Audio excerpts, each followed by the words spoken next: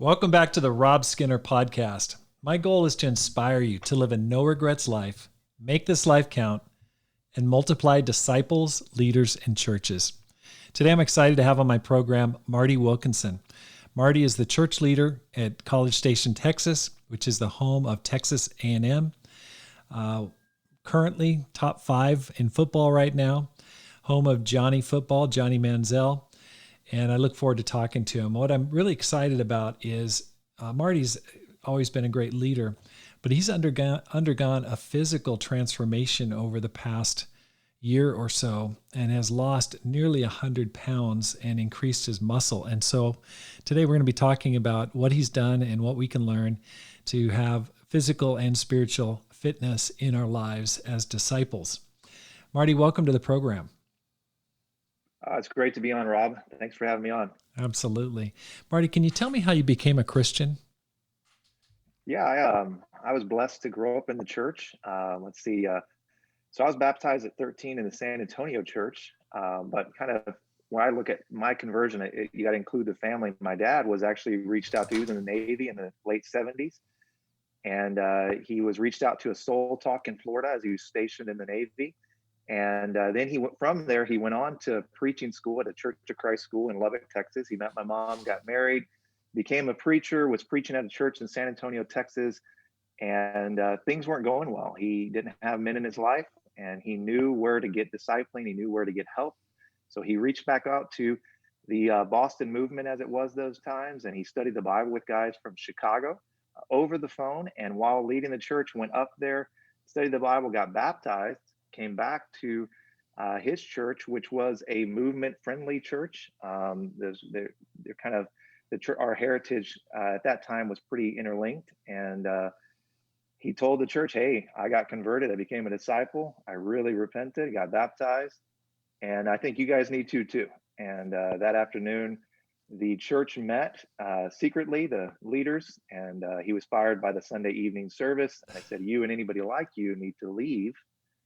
And from then on, there were about 30 disciples who had been converted elsewhere, but were a part of this Church of Christ, like in college and these different campus ministries, where many were doctors, lawyers, who had connections with the Boston movement.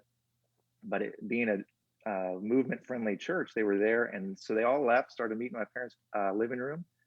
And then they moved up to Dallas the year before the church was reconstructed. And so they went through the reconstruction there in the Dallas church. There was about 100 people, and my parents and another couple were leading the church at the time, that group. And during the reconstruction, they took the other couple up to Boston for more training and let my parents go. They got out of the ministry and just became faithful disciples in the church.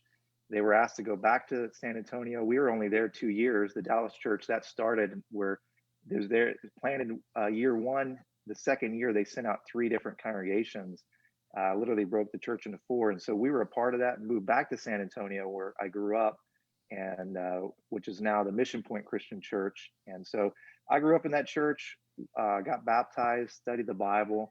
I remember my first study, I sat down, I'd gone to church camp, and I thought about, I wanted to become a Christian. And so I sat down with the evangelist, Pete Velos, and he said, I said, "I want to study the Bible. I want to be a disciple." And he said, "Why do you want to be a disciple?" And he told me, I said, "Well, I was 13. Okay." I said, "Because disciples are cool, And that was my spirituality at 13. Disciples are cool. And he goes, "Why? I appreciate you think we're cool, but it's got to be something deeper, because actually disciples aren't always cool." And so he challenged me that day, that first Bible study, to love God. And I went home, got out the old school concordance, and looked up scriptures on what it meant to love God. Came across 1 John 5:3. To love God, this is to love God, is to obey his commands, and they're not a burden. And so I began my pursuit to love God and not just be religious. I knew religiosity. I mean, I grew up in the church. I could have told you how to lead the Bible studies. I sat through first principles classes, but it wasn't, my heart really had to be engaged. And so I'm so grateful for that very first study where Pete challenged me to love God, because that's been my pursuit ever since, to to really not just be religious, but to actually have a heart for God and it not be a burden. And I was baptized on July 24th or July 21st, 1994, in San Antonio. I got confused there because my wife was actually baptized in Houston as a teen. She was 12. She was baptized 3 days after me uh, in Houston, in the Houston church. So we were both members of the beginning and foundation of the teen ministry in San Antonio and in Houston. Wow. So we grew up going to church, and it was a real blessing for us. Wow. It's interesting you mentioned that. I think sometimes the passion loses steam in the second generation. What's inspired you to stay fired up to even go into the ministry? Being raised in the church, being accustomed to things. What's helped you to keep that fire? I've always really respected those who preach the word. I've been from a young age. I remember so I got to go to youth corps, and they had this application. I wanted to go, and the application was, where do you see yourself in 5 years? And I was, I think 16 at the time. And I wrote this lofty idea that I was going to go into college. I was going to play football in college and get married in college, go to ministry, and graduate and go lead a church. And the cool thing is, all those things happened. I identified I was going to go to the University of Texas. I wasn't that skilled athletically. I went to another school, but God blessed me with those things. And even I just had this dream, and people joke with us, my wife and I, that we are the Kingdom Kid Dream, that we met at church camp. And my mom was her counselor, and she said, you need to meet this girl. I was a junior in high school. She was a sophomore. We were at a teen winter retreat at Thousand Oaks Ranch in Texas. And she said, hey, there's this great girl in my cabin. You got to meet her. And so my mom always brags that she picked out my wife for me. And so I met her. Honestly, we didn't think much of each other at the time. It wasn't romance at first sight. But then that next summer, we worked at camp together, and we fell in love, and I started dating. Sorry, I went off topic, but why did I choose ministry? I think because God needs people to choose ministry. Not everybody can choose to go. I have a degree in physical education. If I went to teach, I would have missed so many opportunities. I think that's a good calling and a good field. But I just felt like, man, God needs men to step up and do this. And where would I be if it wasn't for men who were leading? And I think people believed in me. I think about the Tollivers and the faith that they had to believe in me. We, Rob, we went into the ministry in 2004. So like I graduated in May of 2004. Most people, if you look at our church history, most people were hitting the doors, were leaving the ministry. Exactly. And church finance, there was no money. Like the contributions had dipped, memberships had dipped, and people weren't going in. Like it was a rare time. And so we actually were like, we want to go in the ministry, but no one offered us a job. Mike just said, I'll train you. And but we don't have any money, so I'll train you. And so what we did that spring break right before I graduated, we just prayed, and we said, you know what, the Church of Christ model was, if you went to the school of preaching, you sent out letters for support to your family and friends, and they supported you to go. And that's what my dad did. That's how he went to school of preaching. My grandpa, who was a missionary in Papua New Guinea, that's how he lived his whole life. He was supported in his missionary work. And so we did it. We just prayed. We sent out a letter, and within 2 or 3 weeks, we had more than a half of what we needed to be supported. And at the time, my wife had this part-time job. This very generous man gave us full benefits, both of us. He, sometimes she would only work just enough to cover my benefits. He paid hers fully. But then we were able to train in the ministry. And so for 2 years, we were self-supported. And that was a huge thing. We weren't even paid to do it. And the funny thing was, we raised so much support that when we actually got paid by the church, we took a pay cut. So, it was definitely, it wasn't for the money. It was for the calling. It was for that. I want people to go to heaven. And I believe that God can use sacrifice. He can use time. And if you'll put yourself in training, if you find a trainer, man, watch out. God can do some great things. And I'm so blessed because people like the Tollivers believed in us, our supporters in the church. I mean, it's just really great. I mean, one of my best friends had gone into his career already, and during that time we went on vacation, and he would send like 50 or 100 bucks every month. And we went on vacation together, and it was Sunday morning, and we were with another couple, and he goes, I brought my minister along. I pay his salary, and he's going to do communion for us, kind of. And he always joked like I was his personal concierge minister. And we laugh at it now. He's an evangelist in Houston now. He went into the ministry later. But yeah, I just felt, from a young age, I dreamt about it, thought about it. Again, it's kind of a heritage. My grandfather was one, my mom's dad, he was a missionary. Then my dad was a minister for many years, in and out of the ministry. And then I had a couple uncles who were preachers in the Church of Christ. So ministry was very a part of my life. I understood it. And I was just blessed that people gave me a shot, and that they would be willing to train me. That's awesome. And it has been a blessing. Now you are in a small college town in the middle of Texas. It's relatively small. What's inspired you recently? Give me something that has really caught your attention. It's like, okay, this is the hand of God at work here in the ministry.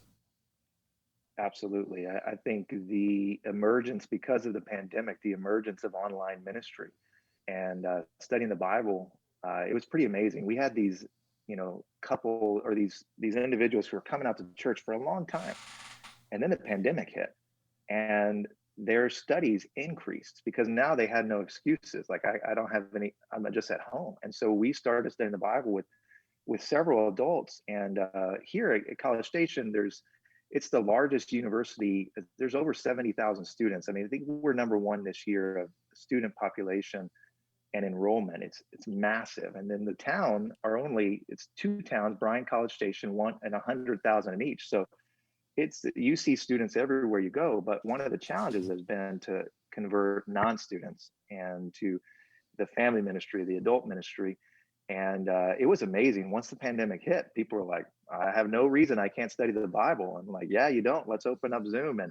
And not only did they become disciples, we also saw students who had never been to our church. I mean, they never, this one young man named Wade, he was here, reached out to, and then pandemic hit. I think he had done one Bible study, never come out on Sunday. And we just started studying the Bible online. Bobby, our campus minister, was studying with him. And then he, towards the end, he was up in Dallas because all the students went back to their homes. And so the last study, we counted the cost with him, we helped him, and we brought in the campus minister from Dallas, Jacob Barlow, just so that he could baptize them. And so he went over to their house, baptized them, because it was really when quarantine was intense. And so we weren't traveling or doing anything like that. So it's just God worked. And there were 4 other people who, the same thing, like just God worked, that they just, so I think that's been pretty amazing and inspiring to see that truly, as when Paul says there's no chains in the gospel, like there are no chains. We think we're limited by building structure, by schedule, even in being in the same town. We've gone to online devotionals. I've preached at a devotional in Lagos, Nigeria from my office. It's just been, God's word is unchained. It cannot be stopped. And the pandemic has taught us that for sure. That's great. What's been challenging for you? What do you find as the biggest challenge you're facing? I know that you're really connected among campus ministers around the country. What are you seeing as a big challenge right now? Yeah, I think I can speak for myself. I think when we look at challenges globally, I think we face the similar challenges as individual disciples. And to answer that, I'll just focus on myself. I think, I was sharing with you earlier before we got on the podcast, just emotional challenges. One of the things that hit me this year is in February, one of my best friends, probably my best friend, decided to walk away from God and his wife and his kids. And he was a minister, and I'll leave some of the details out, but he just walked away and hasn't talked to me since. And so that loss has been very hard. It's just sad. I FaceTime with his toddlers, and they're like, when are you going to come see me? I love you, Uncle Marty. And to know that this man that I studied the Bible with, baptized, loved, he's not raising his kids right now, and it has been a grief and a loss. And so with that, I decided, I had thought about it for a long time. I started seeing a counselor, Christian counselor, and it's been so helpful, so helpful. And so, one of the things that I'm learning, growing in right now is it's just my own personal identity, and how I would describe it as like my self-portrait. Like if I painted a picture of who I am and I wrote out all my strengths and weaknesses, I actually would have so many more weaknesses if I was the author of it. And so the self picture that I have has been distorted for years, and I feel like God has continued to strip away things that I find my worth in, things that I find my identity in. As an evangelist, as a church leader, I would feel, great affirmation and positive affirmation if the church grew. But if the church shrank, I would just be miserable. I would feel like everything I did didn't work. It didn't matter. All the sacrifice, I just felt horrible. And so I was actually celebrating baptisms for the wrong reason. There was some selfish ambition in there, but also, just preaching and teaching. The many of the applause, the larger stages, and the compliments, it would make me feel significant. I could puff out my chest, but then go into COVID, and you're preaching into a computer screen by yourself in your office, and people that you're preaching to don't even have their Zoom screen on, so you don't know if they're there, if they're watching TV. You feel, very like it's just stripped away. This affirmation that I relied on emotionally was then stripped away. And then we started meeting in person, socially distanced, mask on and stuff, and I thought, okay, I'll get some affirmation there. And then I preach, and with the mask on, you have no idea people's responses. And Right. so again, like, my need for emotional affirmation from my work has really constructed my identity. And so I've been working on, like, even this is recent, just deconstructing all of that, stripping it all down, and learning that I am who God says I am, nothing more and nothing less. That my identity is not based on performance, is not based on how I look, is not based on how people feel about me, how fast the church grows or doesn't grow, what's the number saying. Like, God, he just loves me. And so I've been diving into, who does God say I am? And it's been really good. It's like a breath of fresh air. I just feel like I got air in my lungs. Like, I don't have to perform. I don't have to spin all the plates to think internally. No one else externally was saying this. No one. If I describe myself, I would describe all of my failures. And most people who know me are like, dude, you've actually been very successful. I mean, but my internal picture was way off. And so, God just keeps stripping down all the different things. And I think about Psalm 63, that God alone is my refuge, like, emotionally. Like, that's it. That's, purity, that it's just God. There's no additives. I don't need anything else. And it's been good. It's heart wrenching. I don't claim to have figured it all out. I still am wrestling with my own identity here. But I'm learning that God loves me regardless of how I feel about myself. Or so it's been challenging, but a good challenge for sure. I really appreciate you sharing that. And I certainly have felt pressure. I felt, and I think many people are feeling very similarly to what you're feeling. How did you overcome the fear, the stigma of, hey, I'm going to go get a counselor? I think there's a lot of barriers, that people feel, that they go, man, I'd like to talk to somebody, but I just don't have anybody. How'd you kind of break through that? Any advice? I am somebody that sees the benefit of coaching. Like, that's being in sports my whole life, and I'm wired that way. I love coaching. I love evaluations. That's just me. So if I can go in and say, hey, this is who I am, and this person's going to help me. I have learned from working with other people that a counselor, the first one you may try, you may not like. And there's different people, and personalities click, and even techniques they use You got to find the right one. But I feel like I feel like it shows my strength and not weakness. And so anyone who would be hesitant on it, I would say, just it says in Philippians, work out your salvation, for it is God working in you. And I feel like when I go to my discipling partner and I confess sin, or when I go and sit down with my wife and go, hey, honey, I got something to talk to you about, it's not good. It's not like beneficial in a sense of like she's going to benefit from this, but we're going to be closer at the end. It's going to hurt. And I think when you are vulnerable, when you're transparent, good comes from it. But when you hide and you walk in shadows, which I did for so much of my life, it you just hurt yourself and you hurt those around you. And so transparency and just seeing the strength of God will use this moment of vulnerability of I'm here.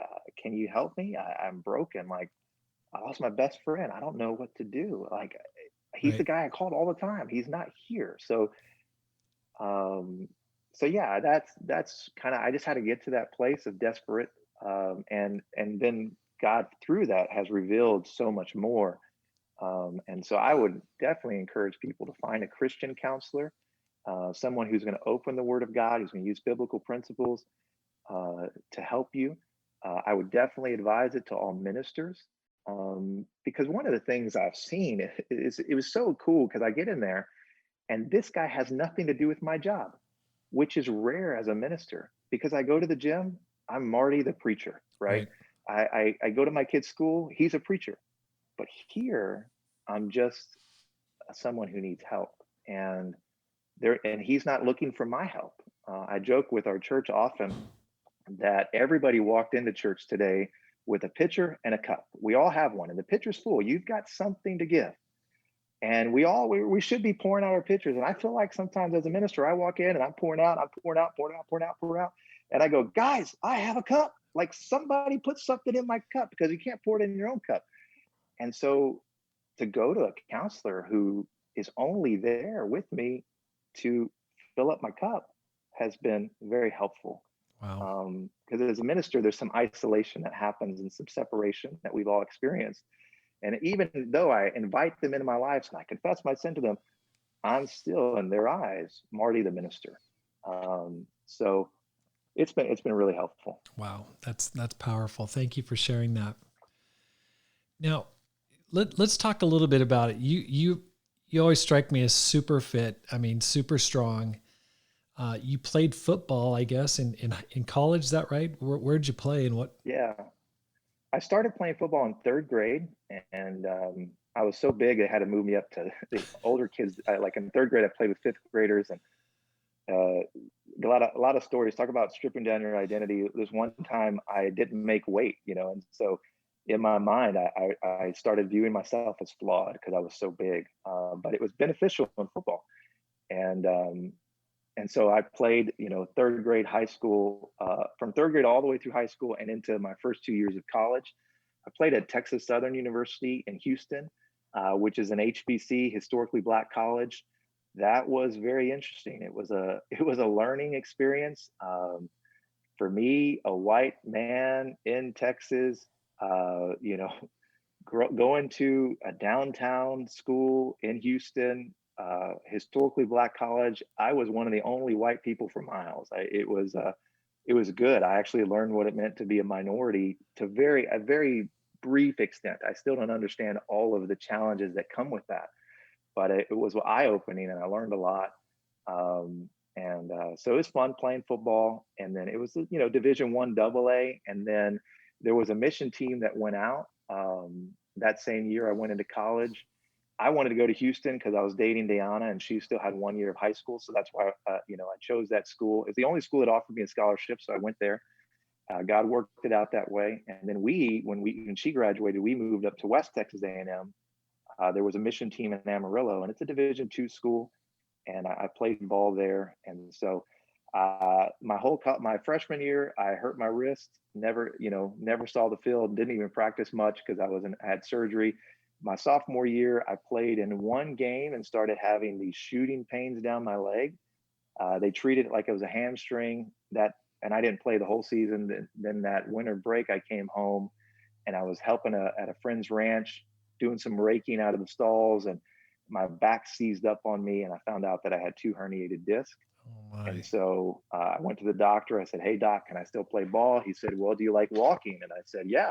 He goes, "Don't ever put on pads again because Mm. you won't walk if you get hit again." And so injury shut that down. And we joke that my wife also, Deanna, prayed that I wouldn't go very far in football because she just didn't think that it was good for me spiritually. And so I always pray, I always joke with her that she ended my football career, that I could have been, something like JJ Watt or somebody, but no, I was a small lineman. I was never that big. Um, once you get to college, you realize who the real athletes are. And I was big in high school and small in college, so it was a fun. Learned a lot about my character, and had a lot of fun playing them. I loved hitting people. It was great. Yeah, I always find that interesting because in high school, I remember the stars on my high school team. I thought, oh man, these guys are incredible. They're gonna, no limit to where they're gonna go. And then,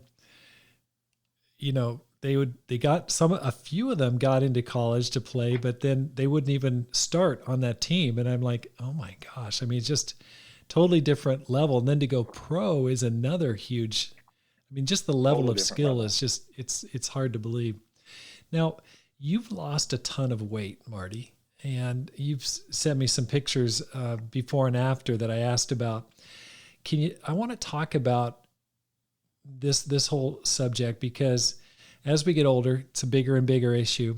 How much were you at your peak in terms of weight?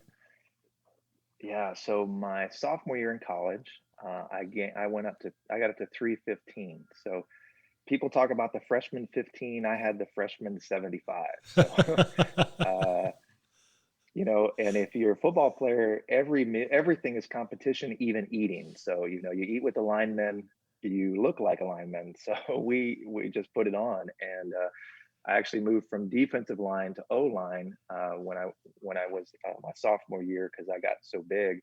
I gained an inch, but I also gained 75 pounds and had to get all new clothes. So it wasn't that great. But that was my biggest 315. And so then throughout the years, there's been different points where I've lost. I probably most of my like post college life, I lived around 295. And so I've just, eat everything in sight. I used to joke that if you could become a Mexican by eating Mexican food, I would be in the running. I lived in San Antonio, and it's an absolute insult if you go to someone's house and they don't offer you chips and salsa. Like that is the way the culture is, and I loved it. I mean, and I had different people talk to me about it. I had a doctor's appointment where they diagnosed me with being pre-diabetic. I also went to the dentist one time, and I drank a lot of soda, a lot of Dr. Pepper, and I had 18 cavities one time. Oh my gosh. One visit to At the one dentist, visit? and at one visit they diagnosed 18 cavities, and that kind of coincided with the pre-diabetic, and so I decided to stop drinking regular soda. And I tried dieting. I tried different things, and I would last for a few days, few weeks, see marginal improvement, but then I'd go back into the habits of it. Being in the ministry, even most things we do are around food. It's like, and if you go to the potluck, being a big guy, everybody wants you to try their food, and it's like insulting if you pass on it. So it's funny, but yeah, so I lived in that realm.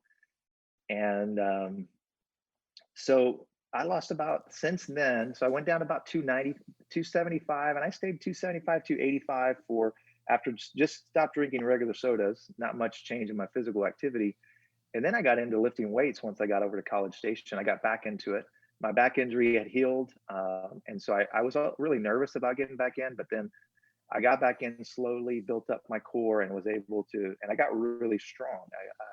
I built a lot of muscle. And then I read a book, Sam Lang's book, Warrior. And the idea, or he has this idea in the book of what your exploit's going to be. And not thinking much of it, I thought, I'm going to bench press twice of my weight, right? And that's going to be my exploit. What he says, use your God given talents said, well, I'm big, I'm strong. You know what? God gave me those things. I'm going to go for it. But at the time I weighed 275, like 550 that's just crazy strong. And, so kind of, I started to think, how could I actually do this? And I came up with an idea of losing weight. And my goal was to get down to 225.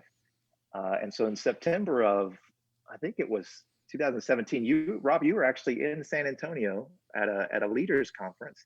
And right after we hung out, we went on a prayer walk. And then the next week I started my diet. And from mid-September of 17 to May of 18, I lost 60 pounds. I went Wow. past my goal I got down to 215. And I've lived kind of at that weight since then. Learning how to go, and I did reach my goal of doubling my weight on bench press. I bench pressed 450 pounds last fall. But yeah, it's a learning curve. Definitely learned a lot about myself, and a lot about fitness and health, and it's kind of become my hobby of how to improve. Human performance has been a big pastime of mine. Okay. So first of all, congratulations. I mean, so you got down to 215 in the spring of 2018. Is that right? And Yeah. have you been able to keep it off? Like, where are you at now? Yeah, I think I weighed in at 216 this morning. So I stay between 212 and 220. Like I stay there. So I've had to tweak my diet. When I first lost all the weight, I used a lot of I did keto diet and low calorie, which, from a fitness standpoint, if you want to try to eat as much as you can while losing weight, to have as much calories as your body can handle while losing weight is the ideal. And so with that, I've had to tweak it. Now I can eat about 3,000 calories a day and still maintain weight, but it's just what I eat and the choices I make. But I've gotten advice. I've talked to different people about, and read books and different things that have helped me to maintain. So Okay, so let's break this down. So you were a physical health major in college, is that right? yeah, I have a degree in kinesiology. Okay, so this is like And your area of certified expertise. somewhat. I mean, I was a certified PE teacher, so I did study it, and I did take different classes about physical performance and motor learning. Not much nutrition. I just had to take like one nutrition class. I've learned a lot since then about nutrition. But yeah. Okay, well, the thing that strikes me, Marty, is like a lot of people hit plateaus. I'm certainly in a weight plateau where you get into a rut where you're stuck there, and it's relatively easy to maintain where you're at, but incredibly difficult to drop and then hold. I'll lose some weight, but then amazingly enough, I'll go straight back to that zone of weight that I guess my body feels comfortable with.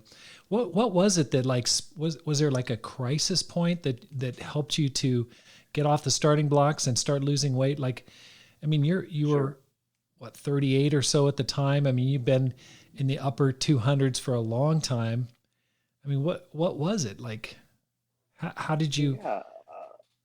So I think the inspirational on a good aspect, there's been a lot of motives, and that's one of the things. If anybody was thinking about going on a diet, is ask, what are your motives? Okay, why do you want to do this? And develop a list of motives, because some days one motive works, another day another motive works. And for me, it was inspiration of having this exploit of bench pressing twice my weight. And so that was Okay. just a positive thing. Some of the negative things that I saw, as it says in Proverbs 27, the prudent see danger and take refuge, but the simple keep going and pay the penalty. And I saw close family members, battle with diabetes. I saw there was a brother who tragically passed away all of a sudden, right? And I knew that these people eat the same way I do. I know, and I knew that I was headed down that road. I'd already been diagnosed as pre-diabetic, and I was headed down that path if I didn't change something. And so I got to working out. I started working out, which I think was a good step for me because I enjoy working out. I enjoy getting in shape. But there's an old saying that, muscles are built in the gym, abs are built in the kitchen, right? And so it comes down to diet. If you're gonna lean out, you've got to diet, and so you've got to have a healthy diet. And so there were things that prompted it, seeing people struggle with their health. And as a minister, I look at it and I go, okay, if I'm alive one more year, what impact will that make on my family?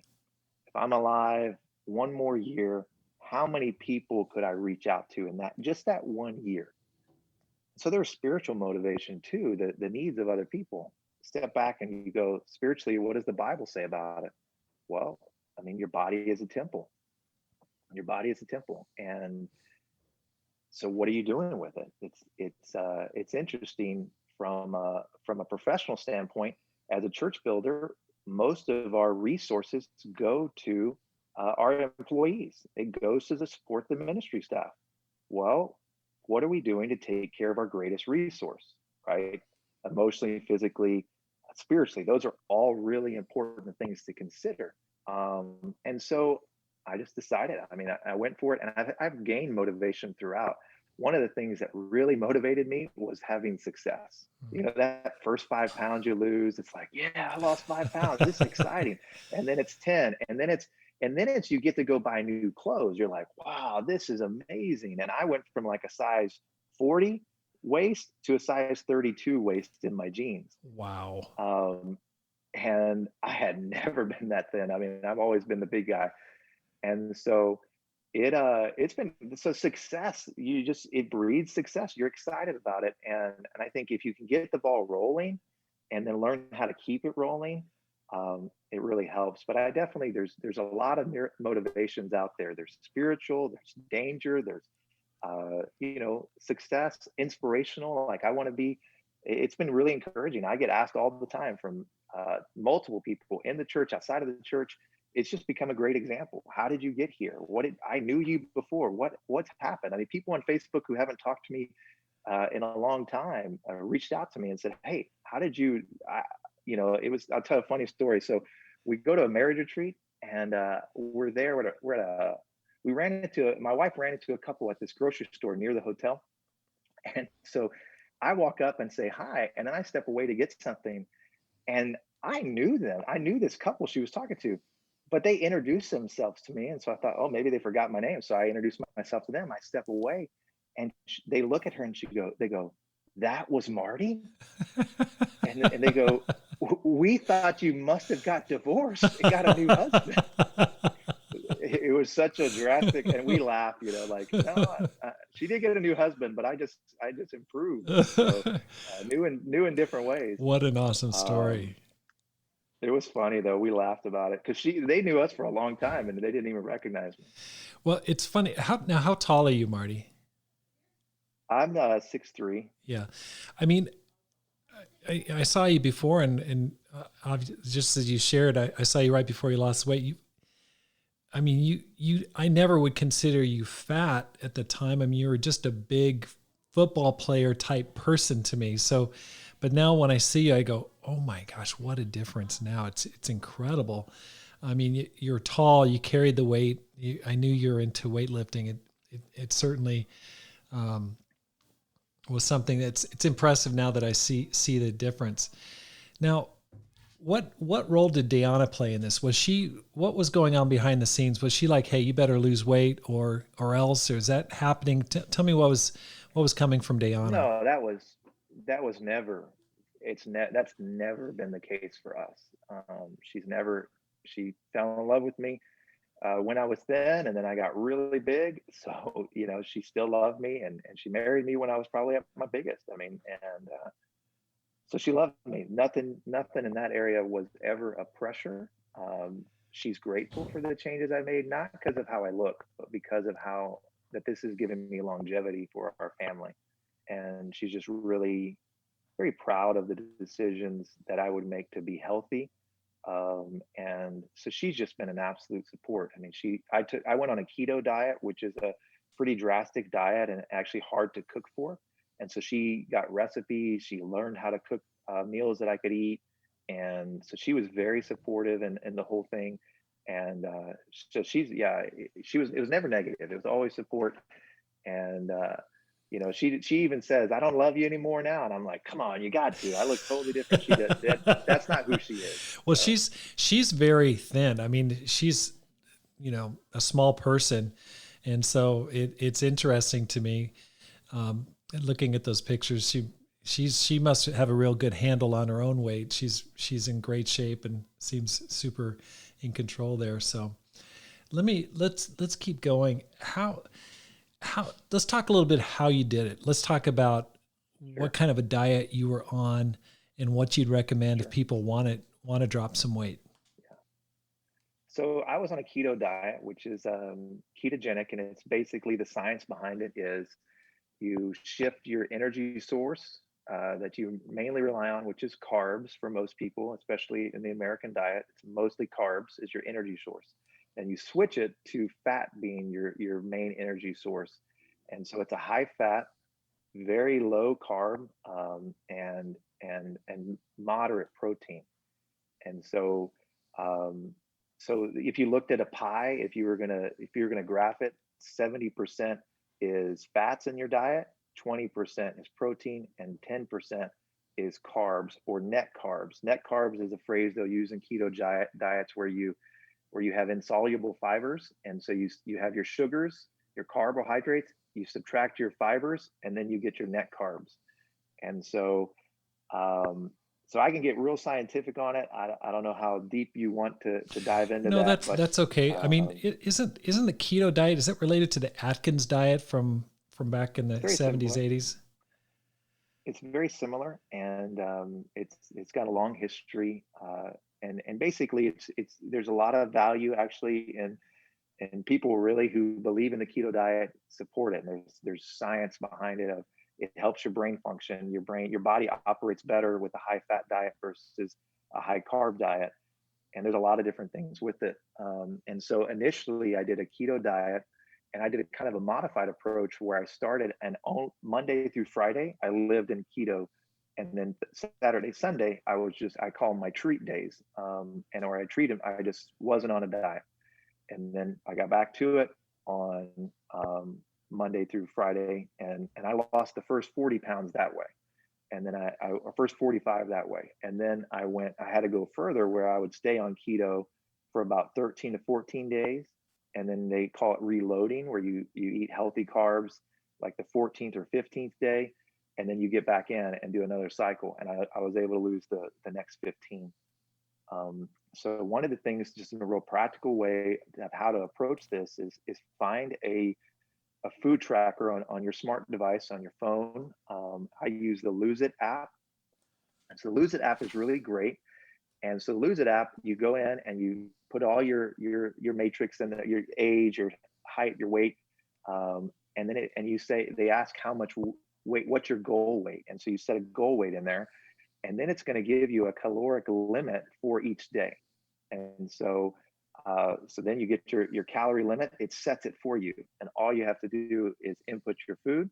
And so when you look at that, then you go, okay, I'm on keto. So you go 70%, and it breaks down these are called macronutrients, fats, carbs, and proteins. And it breaks it down for you. You could see how many carbs you ate, how many proteins. You just have to log your food. It sounds daunting to, I went all out. I got a scale for my food. I weigh my food. I don't even go to restaurants if I don't know the nutritional information, like when I'm in diet. Because one of the worst things you can do in a diet is lie to yourself, okay, and give yourself excuses. And so if you lie to your food tracking app, you're not hurting anybody else but yourself. And it's really interesting the way your mind works. It's like, and you just want to cheat. Oh, here's 10 extra grams of this or that. But I'm not going to log that. That doesn't count. No, no, no. Log everything and don't lie. That little habit right there of logging my food changed everything. And it was just a simple habit. So the first step I would say, if you wanted to begin a diet, first talk to your doctor. People, I want to say that weight is multifaceted. It could be a hormone issue. It could be a lot of different things. Find out from your doctor what would they prescribe, and then choose a diet. I chose the keto diet. It worked for me. I would say honestly, I can lose 10 pounds in like 6 to 7 days. The way I work out and the way I live, that doesn't work. And I want to say, especially to the sisters, to the women who are listening, it's different for men and women on how to lose weight. I've shared that at church. Yeah, I lost 10 pounds in the last 5 days. And sisters are struggling. They're like, I can't stand that. They just felt so Right. discouraged. Again, you got to find what diet would your doctors recommend, and see if there's any underlying conditions that are sending you that direction. And then find whether it's paleo, keto, low carb diet, find a diet and then stick to it. So that's the step one, is talk to the doctor and find a diet. Step one. Step two, start logging your food. And this, I would say, do this before you even diet. Just start logging your food. Just write it, just log it. You can write it down as you go, maybe buy a food scale, and just log it all in. And just notice what you eat. And so you have a baseline of data. This is what I eat when I'm not on the diet, and log it all. And then I promise you, if you do that for 2 weeks, by the second week, what will happen is, just because you're logging it, you'll go, oh, I don't need to eat as much, just in logging your food. And so start there. And then the next step is really just diving into the diet. Okay, if it's keto and you map it out, one of the things I do is I plan my meals. I know, on Sunday or Monday, I plan my meals for the week. And it helps me, because one of the hardest things when you're on a diet is to not have anything to eat.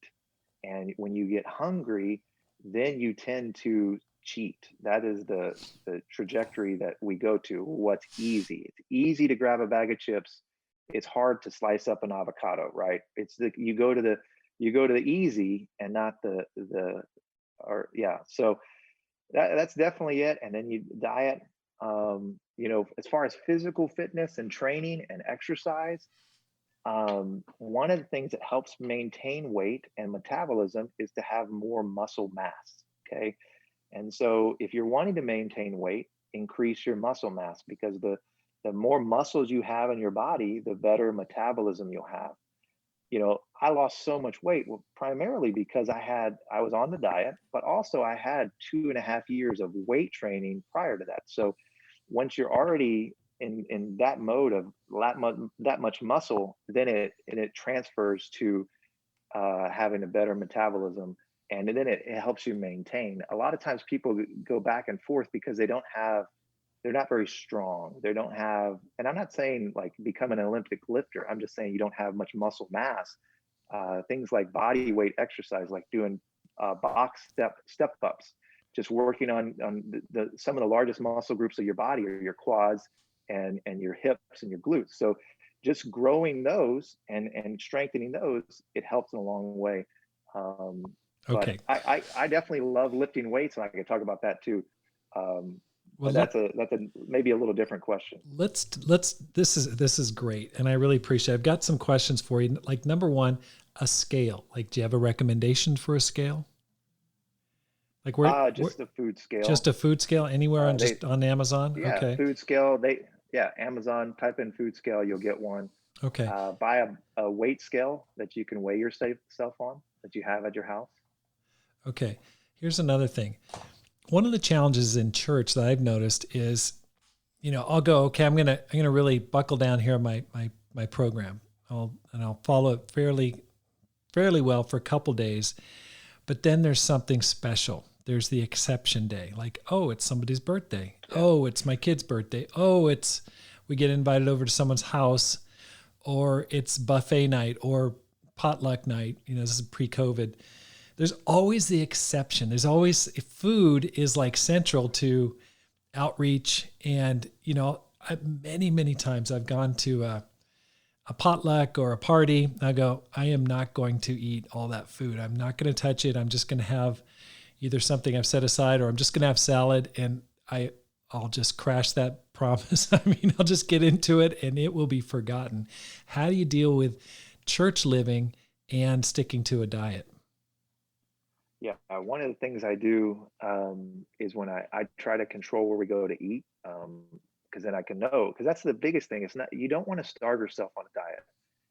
That will, you don't want to eat so little carbs. I think you want to eat the whatever lose it says is your max number. Stay there. Don't calories is not something. Choose what you eat. Don't eat less calories, because just less calories you're going to end up fatigue and you're going to burn out. So you want to eat. You want to eat to live, and not live to eat. Those are total different things. And so when it comes to those special occasions, if it's my kid's birthday and my kids got into baking over the COVID, and so Daddy's not going to turn down what his little daughter has made. You know what I mean? Like that. And so I'll just have half a piece. I'll just try a bite. I'll try a little bit. And one of the things that I've learned with diets and goals is don't be shamed by them. So if you have an exception, then get back on it. Right. That's why I had it really helped me to have treat meals or treat days at the end of the week, because I knew, like, hey, Monday through Friday, it's real nice and tight. And say, Thursday, somebody's birthday. Well, then Saturday, I'm going to stay on my diet. And I just kind of had that flexibility to choose. And when I've gone over to people's house, like I remember being really on keto, and we went over to this couple we're reaching out to, and sure enough, they made lasagna. I didn't say anything about my diet. I just ate the lasagna and I said, thank you. It was very good. And then I prayed about, no, I didn't even worry about it. I just moved on. Okay. And So, that's the thing, like, you don't want to create shame with this. Like, so right, much of weight loss and shame doesn't help goals. right, Goals are meant to inspire. So right. what I tell my kids when I coach them in sports is, you make a bad play or something happens, make a new one. The next play is all that matters. So if you have a bad evening, something happens, you come home and your wife has made you this amazing chocolate cake, eat some, don't eat all of it, and then get back on the next day. Okay. Well, this is especially timely, Marty, because as we record this is November 20th when this is being recorded. We are going into Thanksgiving week next week. And then it's basically the holidays, which is just one party after another, culminating with Christmas dinner. How are you going to navigate that? Tell me what your plan is to Sure. maintain your weight. Yeah, my plan is, how are you going to get through this without gaining 20 pounds? yeah, my plan is to be disciplined when it's not rude to be disciplined. Like, if I go to my grandmother's house and she offers me mashed potatoes, I'm going to eat her mashed potatoes and her rolls and say thank you. I'm not going to eat all of them, right? I'm not going to eat as much as I have in the past, but I'm not going to be rude either. And then the next day, I'm going to get back on my diet. I'm going to travel to see my family. I have some fitness bands. I have a plan to go running while I'm there. So, maybe I'll run a little bit more on Thanksgiving morning, before you eat all the turkey and want to go to sleep, run, do something before. Cause again, it's just about balance. I found that maintenance or diets are one thing, like getting on a diet and to lose a certain amount of weight is one thing, but you got to find a lifestyle of wellness, a lifestyle of fitness. And that's what I've gotten into now, where I've been at, 215 to 220 for over a year now. Wow. For a little bit there, when I was working on get to 450, I had to eat more, and I got up to 225. But again, it was very measured what I was eating, and I think if you can transition from a diet mentality to I'm in a healthy lifestyle, it's kind of like the difference between inviting somebody to a service because we have an invitation versus lifestyle evangelism. You have to have a lifestyle that brings wellness. And these are the things that I've asked myself is, what is wellness? This last year, one of the other things that inspired me was Luke 9:57 about being fit to serve. And I've done a study, and you can see it on aggielandcc.com. We have our YouTube there. And I did a whole class for ministers on being fit to serve, physically fit, emotionally fit, and spiritually fit. Because the question is, I'm not going to be fit today, but will I be fit 40 years from now? I want to be fit to serve when I'm 80 years old, Mm. physically, emotionally, spiritually. So the question then is, okay, what are the things I need to do now? What are the seeds I need to plant now? And the patterns, the habits I need to get into now that promote wellness Mm. in all those areas of my life. And so for me, it's regular, like it's consistent diet. So right now I live Monday through Friday in a low carb lifestyle. When I eat carbs, it's just right in the morning, before or after a workout. The rest of the day, I don't really eat carbs. And then on Saturday, Sunday, I'm able to go off diet and just relax a little bit. I don't log my food Saturday, Sunday, then I'm back in Monday through Friday. And this lifestyle, I've been able to maintain it, and I'm hitting record strength levels, Well, physical fitness okay, so levels. that was my question. Haven't you lost a lot of strength with all that weight loss? That's my concern is if I lose weight, I've been working out, but if you lose weight, you're going to lose strength along with it. So tell me about that. Sure. So to somebody who wants to remain strong, watch your proteins, keep your proteins up. You may not go down to your protein as a muscle builder. So I think that, and just working out consistently. See, right now, what happens with our body, it always wants to go back to homeostasis, and the idea that, you know, I get the same input, same output. And so that happens with workouts, that happens with food. So you have to shock your system. P90X is like all about, like, they say your body has to be shocked. And it was a very popular thing because it was successful, because they changed, and they changed the workouts, they changed the diets. So if you get stuck, like when I got stuck after 45 pounds, I went 3 weeks, 4 weeks, and didn't lose any more weight. I had to change. And then I went to 13 days of keto instead of 5. And then I lost the rest of that I wanted to lose. So when it comes to physical fitness right now, if you're already lifting weights, you're probably going to maintain your strength, right? If you're worried, if you start to lose strength, maybe back off of the cardio a little bit and lift heavier. That's one of the things I do. I like lifting heavy, and so I do more of like a weight power lifter workouts, like 5x5s, like at 80% max. So I'll be doing 350, 365 pounds, 5x5, 5 sets by 5 on the bench press. But it's, again, and it's just to maintain that strength. So Okay. Well, this brings up so many questions. I hope you don't mind me peppering you with questions, but no problem. one of I hope I'm clear. one of the dynamics I found is that I'll try to stick to a diet during the daytime. I do great breakfast, lunch, no problem. Dinner, it's hard to stay on track. And then where I really crash is at night. And it's almost like my body's saying, "Hey, you've got a deficit here. You got to," and so I'll dig into chips, candy. I'll be rummaging around looking for something, and I'll just kick myself. I go, "Oh, I was doing so good," and then after 8 o'clock, I just do all this damage.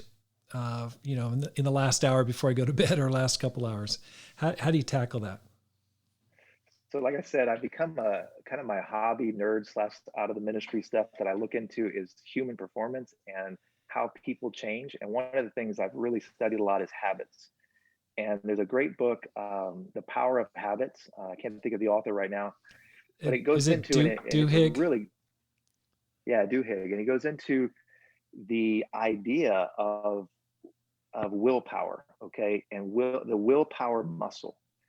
And any strength training book, anybody worth their salt in talking about fitness and exercise, the strongest muscle is in between your ears. It's your brain, it's your mental toughness, okay? And it's willpower. And so often people, he describes in the book that willpower is thought to be a skill, a talent, something that someone has that someone else doesn't have, like singing. I don't have that talent. And everybody in my church says, amen, you don't have that talent. But we think of it as a talent, like willpower is talented, but willpower is something that is learned, and it's actually a muscle. That willpower is a muscle, and like a muscle, it can get fatigued and be tired. So I found the same thing with my own self, that it was funny when I wanted to snack. It was like on clockwork. Wednesday night after church, And why was that? Well, I had used my willpower all day long, that muscle. Then I went to church and I talked to people, had to be in conversations where I had to bite my tongue and choose my words. And I had exercised that willpower. I had raised my kids. I was trying not to raise my voice. I used that willpower. And then I get home, they're in bed. I want to put on Sports Center and just eat chips. Like I just felt that urge. And what was it? The willpower muscle was fatigued. And so that's one of the greatest lessons I've learned about physical fitness, diet, all of that is that the willpower muscle controls a lot of it. And the cool thing is, it is a muscle and it can get stronger. You can, anyone can get mentally stronger. Anyone can get, but it takes discipline. And so, um, I say that to say what I do at night, that as I already have a predetermined snack that's keto friendly. And so it's a real simple thing. I like peanut butter. I could just eat it straight out of the jar. It's keto friendly, high in protein, high in fat. It's perfect for what I do. And so at night, I eat peanut butter and I throw a couple little dark chocolate chips in there because they're low in sugar. And instead of having a candy bar, I have that. And I've been eating that snack for I don't know how long. But again, it's within my calorie limit and it's within my macronutrients that I'm trying to get in my body. But it just helps to know, okay, this is how I end my day. I'm usually hungry, just like you. At night, I want a snack. Well, finding and providing a healthy snack really helps. Most nutritionists would say you need to clean out your pantry when you go on a diet. Um, that's true. But then as a parent, Halloween comes around and what do our kids get? Candy. Valentine's comes around, what do our kids get? Candy. Easter comes around, what do our kids get? Candy. And we wonder why there's a diabetic pandemic in our world. I mean, the culture is all about sugar, man. Like, it's crazy. And so, and I was the dad. I forget, I didn't lie. I told my kids, I wasn't Jimmy Kimmel, like I ate all your candy. No, I literally would. I would, because it was there at night and I get a piece, and 2 or 3 pieces, you know, Daddy, what happened to my candy? I ate it, and um, so again, it's having that willpower but I just have different options, That's great. and so that helps me to have an option that is within my diet, within my calorie limit, and then also know that it's just that's normal. Right. Willpower gets fatigued. Okay, just a couple more questions here. One, give me like a standard day when you're in your current diet, your maintenance diet. Like, what's it look like? Give me. Sure. Okay. So, I get up, I'll add the physical activity. I go on a prayer walk first thing in the morning, about 6 a.m. I try to get up an hour before my kids get up or anybody else, and I just go pray. I read and a journal. That's also ties into those things help me be who I need to be. And having the right emotional, physical, it's all connected, right? And if you're off emotionally, what do you want to do? You want to eat more. Mm-hmm. And if you're off spiritually, all these things are connected. So I'm looking at more of a holistic lifestyle. And so I get up at 6, I go pray, I read, I journal, and then I get the kids up. I make their lunches, breakfast, and I eat, for in the morning, I found a carb friendly yogurt that I eat, and I have some granola that is, it's non-grain granola, and it's a lower carb. I found the lowest carbs I can find, and I eat that. I found a great protein bar. Quest protein bars are awesome. They have a little bit of sugar alcohols in them, but that's my morning breakfast. And then I go to the gym. I come home, eat about 10:30 or 11, another snack. And for that snack, I eat peanut butter and dark chocolate almonds. Again, my sugars are in the morning. So, but before and after, and science, there's a lot of science behind it. That you will burn. Your body is still burning from the workout, so you're gonna burn it. If you're gonna eat carbs, eat them in the morning, and then the afternoon, I'll have a low carb lunch. Be it a salad with some steak in it, or hot dogs, even just something simple. That's one of the things I keep on as a staple. Being on a keto diet, it's high fat, it's quick, and I could just throw them in the microwave. It doesn't sound great. I just ate hot dogs. I love hot dogs.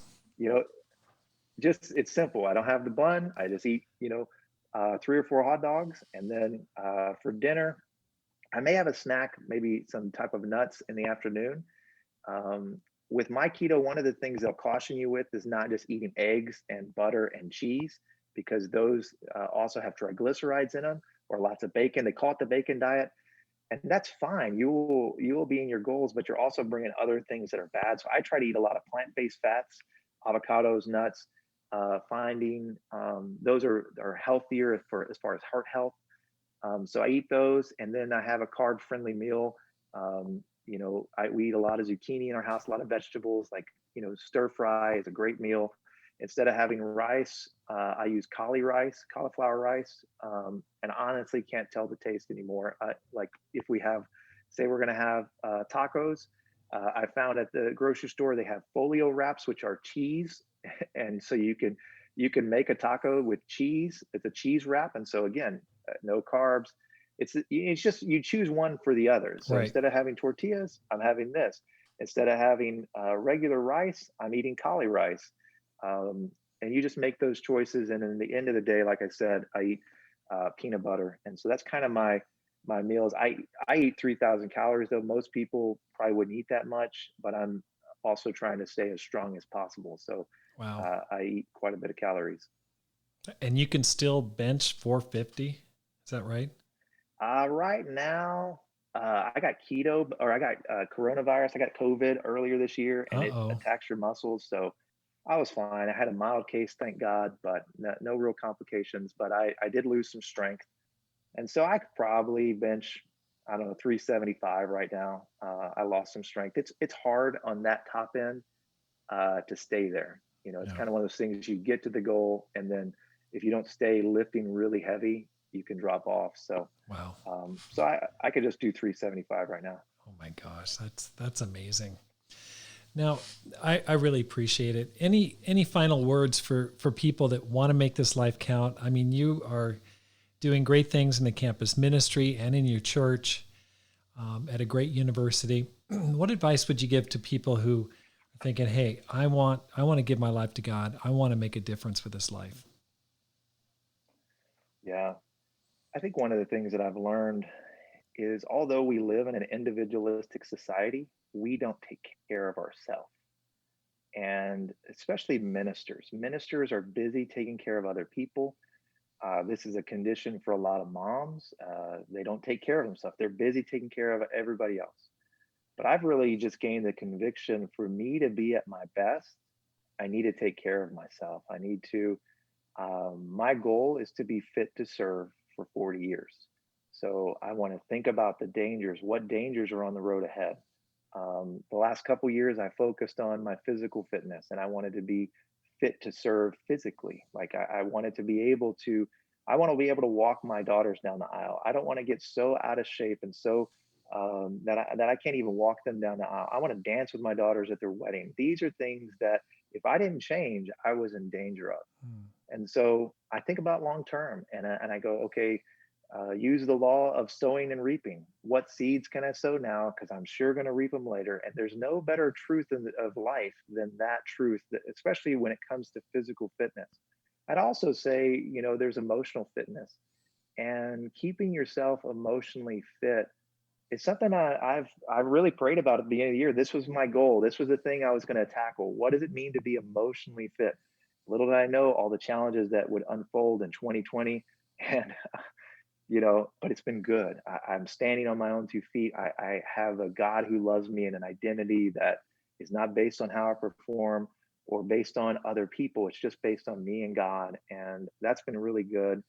Also, the things that I would say is find some holy habits. It's a phrase that I use. What are your holy habits? When do you get with God?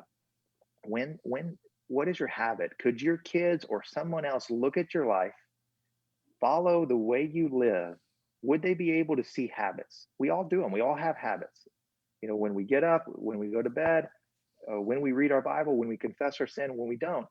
The question is, if somebody followed your habits, would they be closer to God, or would they be farther away? Hmm. And so the thing I'd encourage all listeners is just to find your holy habits. Have a habit for when you read your Bible. Have a habit for when you pray. have a habit for when you confess sin. The truth is, all of us are going to sin, and we need to have deep convictions about confession. So have relational habits of where you're building, this is my time, this is when I get with people. And so these holy habits, I mean, I think of Hebrews 5, it says that the mature through constant use are able to gain discernment. And so habits are what? Are things we do constantly. And so I think our life, many psychologists have said this, but our life is just a ball of habits. And the things we put in, the seeds we plant, um, they will reap a harvest. And so I'd encourage people, identify your holy habits, ask people, hey, what are the habits that you have? Ask mature Christians around you. What are your habits when it comes to Bible study, reading, confession, relationships? What are your habits when it comes to reaching out? How do you do this? Because again, you want to know who you're going to be tomorrow. Well, look at who you were yesterday. Your habits are going to continue, and so let's set them right. Let's set them in the right direction, and God will really be glorified through these habits. Wow, that is fantastic advice, and I really appreciate the time with you, Marty. Your example, it's powerful. Thank you so much. And I want to thank you today for listening to the Rob Skinner podcast. It's great to just spend this little time together a couple times a week. My goal is to inspire you to make this life count, to live a no regrets life, and to multiply disciples, leaders, and churches. I hope you have a great day and make this life count.